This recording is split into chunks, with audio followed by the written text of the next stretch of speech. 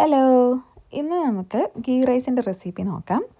അതിനായിട്ട് ഞാനിവിടെ 5 glass basmati rice 10 minute നേരം കുതിരാനിട്ടിട്ടുണ്ട്. കൈമ റൈസ് ഉണ്ടെങ്കിൽ അതാണ് ഏറ്റവും നല്ലത്. ഇനി ഒരു പാനിൽ ഓയിൽ ഒഴിച്ച് സവോളയും കശുവണ്ടിയും മുന്തിരിയും നമുക്കൊന്ന് വറുത്ത് കോരിയെടുക്കാം.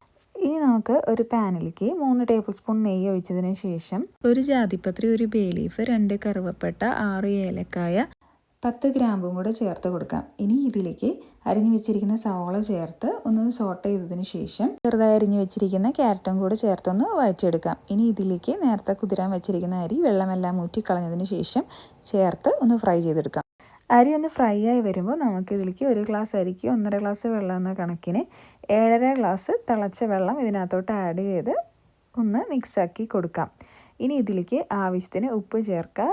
ഒരു അര നാരങ്ങയുടെ നീരും കൂടെ പിഴിഞ്ഞ് ചേർത്ത് നന്നായി ഇളക്കി നമുക്കിതൊന്ന് അടച്ച് വെച്ച് വേവിച്ചെടുക്കണം. 7-8 മിനിറ്റിനുള്ളിൽ തന്നെ നമുക്ക് അരി വെന്ത് കിട്ടും.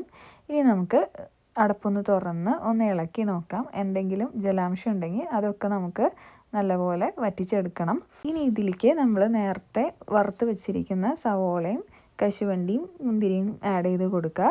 അതിൻ്റെ കൂടെ തന്നെ കുറച്ച് മല്ലിയിലയും കൂടെ ചേർത്ത് നമുക്ക് ഒരു 15 മിനിറ്റ് അടച്ച് വെക്കാം. അത് കഴിഞ്ഞ് സെർവ് ചെയ്യുന്നതിന് മുന്നേ നമുക്കിതെല്ലാം ഒന്ന് മിക്സ് ചെയ്തെടുത്താൽ മതി.